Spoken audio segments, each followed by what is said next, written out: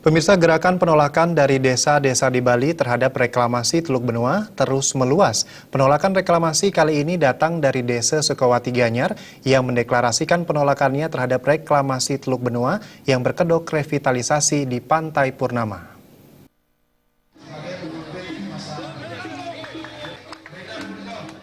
Sebelum melakukan deklarasi, ribuan warga Sukawati beserta massa For Bali melakukan long march dari depan Pura Air Jeruk menuju Pantai Purnama.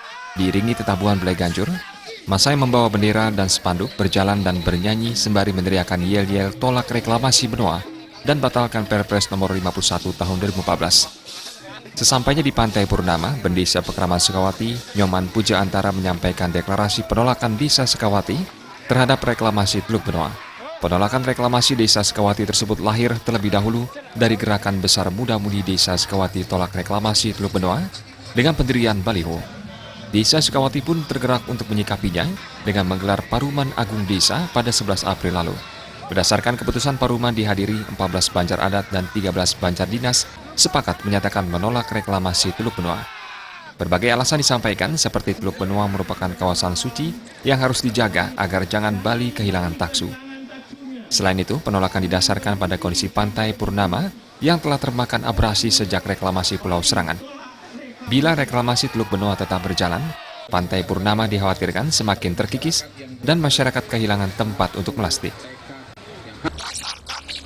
Reklamasi ini adalah berdasarkan Paruman Desa hari Senin tanggal 11 April 2016. Dari sudut agama, dasar kami adalah 1 tertib 6 yang harus kami sucikan. Dan dasar yang ketiga adalah kawasan suci yang harus dipertahankan. Itulah dasar kami dari Desa Sukawati menolak reklamasi.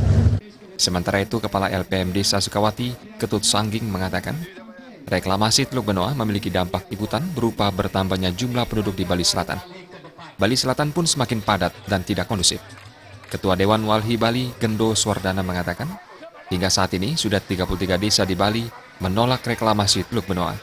Deklarasi Desa Sukawati harus menjadi momen penting bagi desa-desa di Bali lainnya untuk ikut bersama, berjuang dan bangkit menolak rakusnya para investor dalam mereklamasi Teluk Benoa.